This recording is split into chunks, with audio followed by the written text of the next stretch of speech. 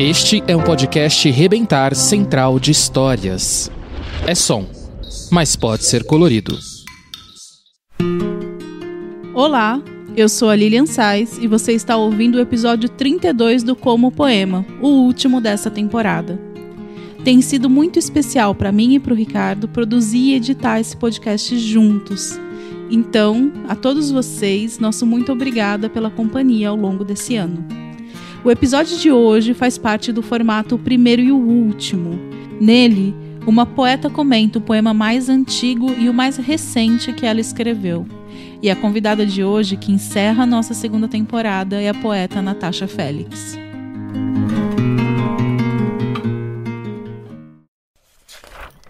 Eu comecei escrevendo, querendo ser romancista, né? Eu queria ir pro romance. E aí eu escrevia muita crônica, conto, só que em algum momento isso, que eu não sei dizer ao certo qual, algo mudou, assim, deu uma virada e eu fui pra poesia e fiquei, assim. E aí eu sou meio... Tenho um pouco de medo, assim, do romance hoje em dia. Tenho vontade de escrever, mas eu fiquei na poesia. E eu acho que tem muito a ver com um primeiro contato mais forte que foi no ensino médio. Eu fiquei muitos anos sem escrever. No período da adolescência, assim, eu fiquei muitos anos, né? Fiquei uns 3 anos sem escrever. E eu sempre escrevi desde pequenininha, sempre gostei. E aí eu parei quando eu comecei a dar rolê, gente. Eu comecei a sair, eu queria beijar na boca, eu queria fazer outras coisas, e aí eu fui deixando o texto de lado, assim. Mas teve uma mudança na escola que eu estudava lá em Santos, de bibliotecária. E antes era aquelas bibliotecas convencionais, né, tradicionais, que você entra, bate o olho em um glossário quilométrico, todo empoeirado, não tem vontade nenhuma de entrar no espaço, você tem que fazer silêncio, enfim, todo aquele protocolo. E quando essa bibliotecária entrou, que é a Viviane, a biblioteca muda. E aí ela começa a chamar as pessoas para participar de oficina de escrita, chama quem gostava de, enfim, tocar violão para ir tocar lá, coloca as crianças para ler juntas no espaço. E aí vira um ambiente muito barulhento. E isso foi muito bom, assim, isso me chamou demais. E aí eu me aproximei dela. E quando eu me aproximei dela, ela começou a me mostrar um mundo, assim. Ela foi uma das grandes responsáveis, assim, pela minha aproximação com, não só com a poesia, mas com o que era feito no circuito de literatura ao redor, assim, né? E Santos é uma cidade muito provinciana, assim, também, sabe? Tem uma limitação muito grande do que chega lá, né? Mesmo sendo uma grande cidade, ela é muito limitada nesse aspecto, né? De uma falta de incentivo mesmo à cultura, que é de praxe, né? E ao mesmo tempo que a gente não chegava, assim, quem era poeta ali na época, sabe? Não chegava pra mim.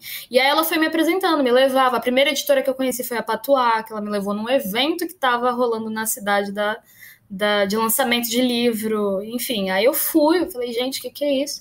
E aí um dos primeiros poetas que eu li mesmo foi o Drummond. E aí, junto disso, eu tinha uma professora maravilhosa de literatura, que era a Cláudia Heloísa, que também me fez ficar mais apaixonada ainda pela literatura, assim. Então a Cláudia me mostrava os clássicos, né? A gente tinha o contexto histórico, sabe? A gente tinha a contextualização do que foi a tradição literária ali até certo ponto, e aí a Vivi me mostrava o que estava fresco ali, o que estava rolando. E aí foi o blend, assim, foi o combo que eu falei, gente, é isso. Só que o Drummond chegou num momento que eu não tava mais fazendo tanto a minha cabeça. Me fazia falta uma outra coisa que eu não sabia o que era, né? E eu acho que era o lance do fogo no rabo, assim. Eu queria ler alguma coisa um pouco mais intensa. Que era, sei lá, eu tava sentindo essa falta, assim, não encontrava.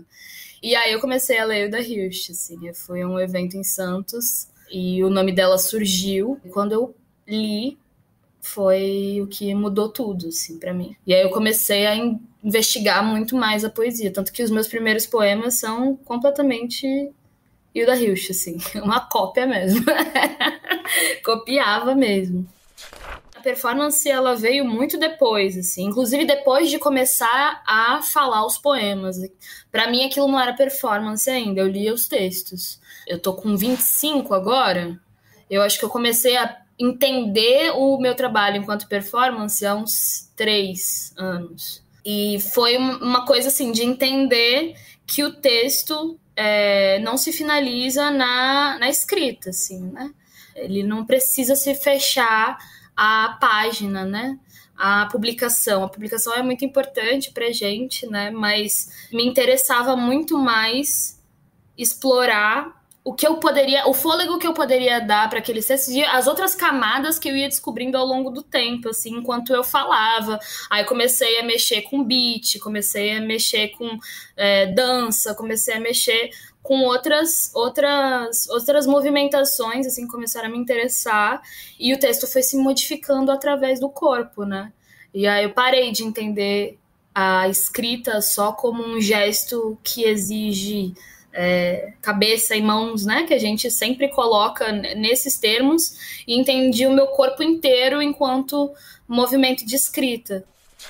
A gente não é ensinado a dar os nomes às coisas, assim, né? E é tão intenso a desqualificação, o não entendimento, né? Ao não lugar enquanto profissional mesmo, né? A gente já tem essa questão do artista não ser visto enquanto... A gente não se vê, não ser visto enquanto profissional, que é uma questão. Agora, quando você é mulher, quando você é uma mulher negra, quando você vai atribuindo camadas a isso, vai ficando mais difícil você se dizer. E rolou isso de chegar num momento e falar, cara, preciso dizer o que eu sou, porque senão os outros vão ficar me nomeando ou não me nomeando, e eu vou ficar refém disso. Eu preciso dizer o que eu sou, mesmo que eu não acredite totalmente agora. Olha, foi muito difícil fazer essa seleção. Horrível. Eu falei, gente, o que eu vou escolher, assim, né? Porque os primeiros textos que eu tenho aqui, eu falei, eu não vou mostrar, e é isso. Mas aí eu fiz um outro recorte, não foi aleatório. Esse foi um dos primeiros textos que eu falei mesmo, assim, que eu decorei.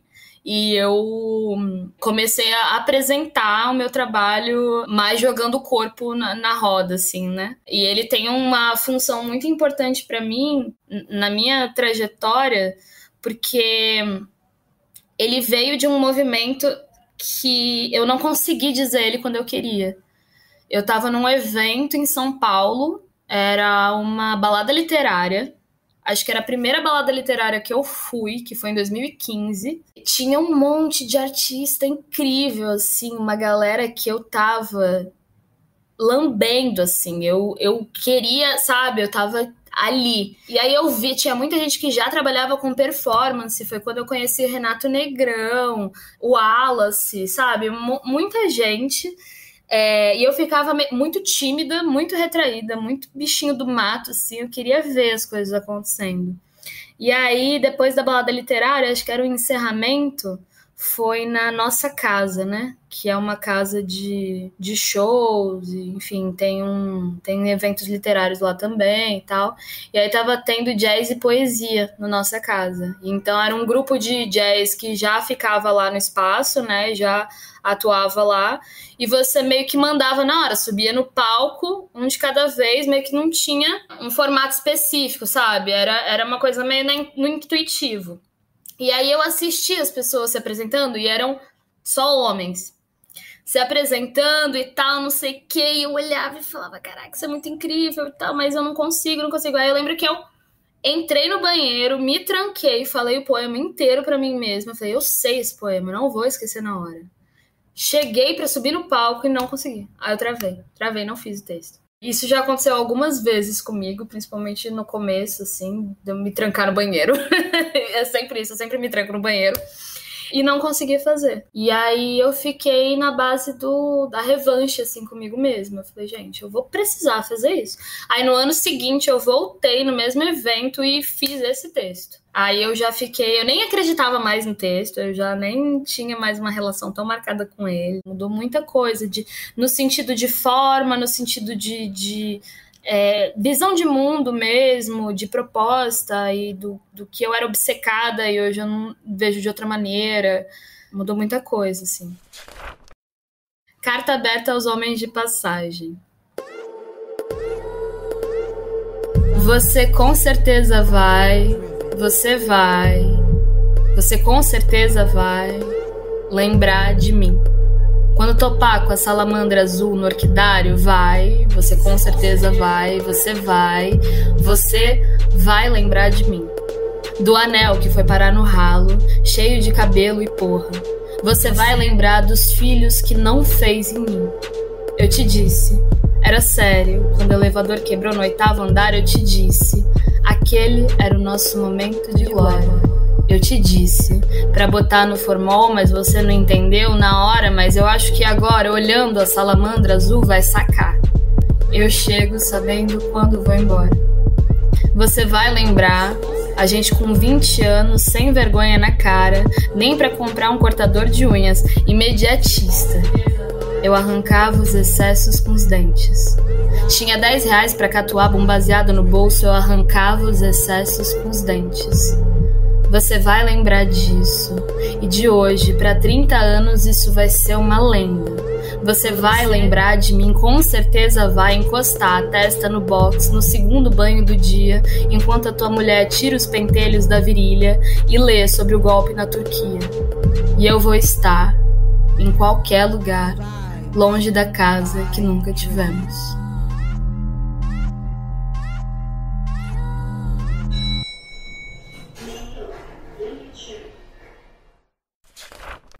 Que é um poema só, na verdade, dividido em séries, né? Esse foi um dos últimos poemas que eu escrevi. Eu tenho escrito bem pouco. E eu escrevi ele para publicar na revista Piauí.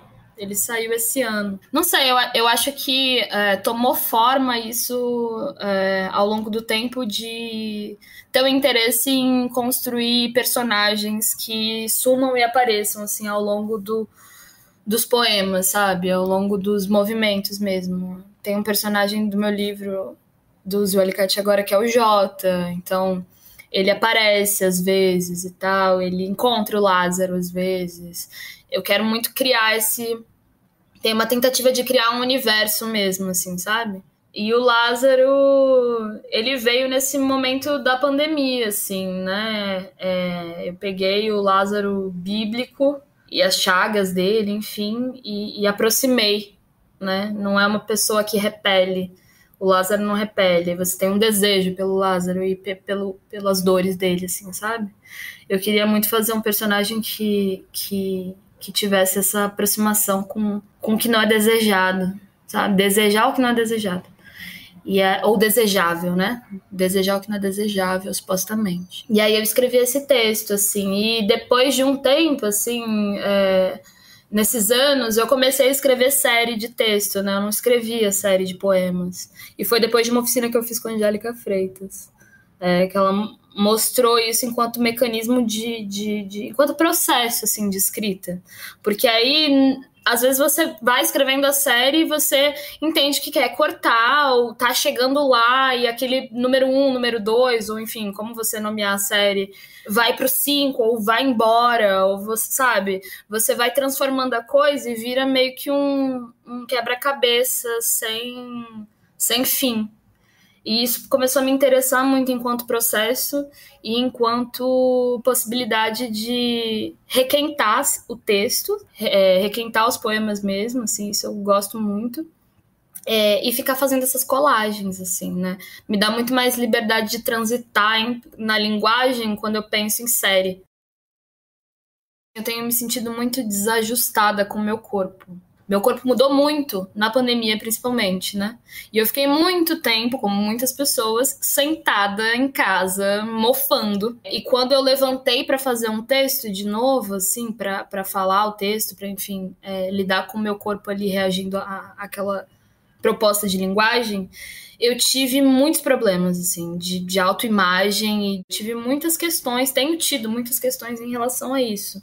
E volta e meia eu tenho que me lembrar que eu preciso pensar no texto enquanto corpo mesmo, assim, né? No começo, eu tinha muita vergonha de ler os meus textos depois que eles estavam escritos. Eu não mexia neles depois. E aí eu tive que entender que eu não posso fazer isso. Eu preciso ter uma consciência do que eu tô fazendo, até para elaborar a noção de ritmo, entender onde eu corto, se o corte do verso tá no lugar que eu gostaria, quando eu vou falar. Então eu já vou escrevendo pensando em como eu vou falar a parada, sabe? Isso já vem no processo muitas vezes. Às vezes eu faço um movimento de pegar um beat e começar o texto depois. Mas normalmente o que eu tenho feito e é o caso do Lázaro, eu apresento ele no Macrofonia. Vai ter uma edição agora do Macrofonia, que é um evento de poesia, na verdade de palavra falada, imagem e som, que rola em São Paulo. Aí a gente vai fazer uma edição online. Eu tô como uma das curadoras do evento e também me apresento. E eu separei o Lázaro para fazer. Então eu chamei o Breno, que é de Santos, e ele é beatmaker e tal. Tem um grupo de rap que é o Incógnito, então, da minha cidade. E aí ele fez os beats para os meus poemas, e pro Lázaro veio também. Só que eu já tinha uma consciência do que eu queria, a maneira como eu queria o beat, eu já tinha... Foi uma colaboração, assim, ele veio com a contraproposta e tal, mas eu já sabia como eu queria falar aquele texto. Tanto que eu mandei pra ele lido e ele fez o beat em cima do que eu li, da maneira como eu li. E não mudou nada em relação a isso, assim. Mas quando eu fiz a seleção aqui pra você, eu já coloquei em outra ordem o texto. Não tá na ordem do beat. Eu já fiz outra modificação, porque uma coisa é ele com música, outra coisa é ele sem. É muito diferente. E isso é muito maneiro, assim, pra mim, porque escrever é muito sofrimento. É muito chato. Eu não sei por que eu faço isso. Eu sofro, eu fico sofrendo. Eu sofro porque eu não consigo escrever. Eu sofro enquanto estou escrevendo, sofro depois de escrever. E aí, quando eu resolvo performar o texto, pra mim é uma parada muito divertida. Eu tenho que me divertir enquanto eu faço, assim. Não pode ser uma tensão. Pode ser também, mas que eu diga que é atenção, sabe? Eu que tenho que colocar ali enquanto tensão. Eu acho que isso é uma maneira pra mim, assim, de ver o texto sem um fim, assim, dado, sabe? Tanto que enquanto eu vou lendo, principalmente quando eu tô lendo, eu vou pensando o que eu posso mudar de ordem, o que dá pra tirar, o que eu pulo, o que eu volto, sabe? Ele realmente vai ser... São blocos que eu vou deslocando e realocando onde eu acho que me interessa, sabe? E ainda não tenho a capacidade de fazer isso quando eu gravo o poema, quando eu memorizo e mudando na hora. Mas antes e depois, assim, na preparação eu vou mudando. Eu falo, será que se eu testar assim funciona? Se eu fizer de tal jeito e tal. E isso dá outro lugar pro poema mesmo, sabe? A gente não finaliza mesmo, não finaliza, ele tá disposto a mudar. Não é fácil performar o texto também, sabe?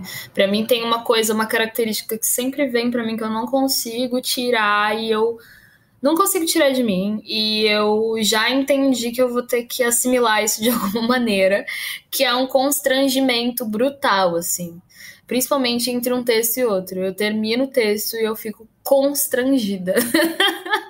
E aí isso me incomoda, sabe? Me incomoda esse constrangimento que eu fico, porque às vezes o texto tá numa intensidade X e aí não sustentar isso depois e tal, rola muito. Mas eu acho que tem uma coisa de tentar entender mesmo que isso pode ser matéria, sabe? Matéria viva. O constrangimento, ele pode ser bem-vindo também, né? A seriedade também me deixa um pouco desajustada, sabe? Esse pedido que a poesia seja séria, que seja oficial, que seja uma coisa que você tem que ter uma postura X ou Y diante daquilo, saca? Eu acho isso muito cafona. E eu não sou essa pessoa. Tanto que antes de vir pra cá, eu tava pensando muito nisso, assim, né? Eu não sou uma pessoa séria. Eu sou muito brincalhona, eu falo muita merda. E aí, no texto, o lugar do texto, pra mim, ele é sério, né? O Lázaro é muito sério. Esse texto é muito sério. E eu tenho tentado lidar com isso, assim, com esse jogo de aparências mesmo, né? O que realmente sobra disso. Porque eu não consigo escrever poema piada, por exemplo. Não sei fazer isso, assim, não dá. Mas eu tento dar uma aliviada, assim. Acho que a música vem nesse sentido, de jogar para um outro lugar que eu sustente, que é deixar a coisa mais fluida, assim, né? Não chegar com calhamaço e ler o texto, sabe? Isso me apavora. Me deixa apavorada. Na minha cabeça, o que foi formado era isso, essa pessoa que se dedicava integralmente à escrita e tava ali na labuta do texto e eu não tenho tempo pra isso, sabe? Eu tenho que pagar minhas contas, a gente tem que pagar as contas e no tempo livre talvez escrever um poema. Não dá. Simplesmente não tem condições, assim. Às vezes eu passo dias sem pensar em texto porque eu não tenho. Tô pensando no meu aluguel, tô pensando na minha casa que inundou anteontem e teve, enfim, um aguaceiro aqui em todos os cômodos, generalizado. Eu tenho que resolver isso e, enfim, eu tenho que namorar, saca? Eu tenho que trepar, eu tenho que beber, eu tenho que lidar com o mundo caindo. Todo mundo tem. E aí, essa coisa do poeta, eu imaginava muito o poeta como né, dentro dessa redoma, assim, observando tudo e tal, não sei o quê. Que não é compatível, assim, nem com o que eu almejo, assim, nem as pessoas que me rondam, assim, que são os artistas que estão ao meu redor hoje, assim, sabe? Das pessoas que eu tanto leio quanto eu converso, encontro. Bom, sou a Natasha Félix, eu tenho 25 anos, sou de Santos, na Baixada Santista, e atualmente eu moro no Rio de Janeiro. Trabalho como assistente de curadoria no Manrio e eu publiquei em 2018 meu primeiro livro, foi Use o Alicate Agora, pelas edições Macondo. Antes já tinha publicado uns zines artesanais, assim, livrinho artesanal por conta mesmo, alguns. Mas o primeiro livro foi o Alicate, ainda é o primeiro livro, não existe segundo, não sei quando existirá, mas tenho escrito e trabalhado com a palavra falada e experimentações com som, com imagem e texto, assim, há alguns anos, há uns 4 anos. É isso. Eternamente Lázaro e o punhado de agulhas nas suas chagas. Restou um último crime. Que os bons amigos me perdoem. Esperei que os olhos do meu pai fossem também os meus olhos. E agora, com a cidade desabitada de humor, cavo com as unhas curtas, intoco coisas, escondo gente, assisto Lázaro desovar o corpo do outro lado do manguezal. E atenta, me preparo para afundar. A função da pessoa santa é ser perturbadora. Annie Carson. Todos que nascem têm dupla cidadania, no reino dos sãos e no reino dos doentes. Susan Sontag. Agir com o fígado, a última promessa de Lázaro. Lázaro, quando te chamo leão de chácara para atravessar em paz a portaria do céu, Lázaro, se te digo Lázaro, ainda não aprendi a amar as coisas perdidas. É porque me barram mais uma vez. Lázaro, me leva até o limite da cidade, faz da minha boca o bidê dourado. Lázaro, quero Lázaro dourado, escorrendo pelas cáries atrás de um caminhão velho, longe das câmeras, bem perto do coração do mundo. Um lugar tão bonito que me ferisse. Te digo de novo, meu terror, ninguém rouba de mim. Lázaro, me condena ao reino da glória, e com os meus joelhos no asfalto quente, faz de mim a sede, Lázaro. Se o meu cheiro nos teus dedos te perseguisse, ao invés deles, ainda assim restaria pelo que atear fogo. Lázaro, só o meu coração de napalm das tuas vigas. Chega como um incêndio e a polícia abafando o caso. Sou a cadelinha que te lambe as feridas. Sou o Museu Nacional, Dique de Sandaiatuba, as mãos se adiantando por debaixo da tua blusa. Uma vez mais, ousem nos perturbar, carreguem consigo a culpa. Agora, exijo a faca e as cabeças. Também um pouco mais de ar. E o fogo é o fogo. Uma cabeça de cavalo em Lázaro, relinchando de 4 no que agora são escombros. Poeira, farpas, a casa que te obriga a sair. Aqueles que perseguem o nosso crime ainda impunes. Lázaro, no interior do golpe, dando coices.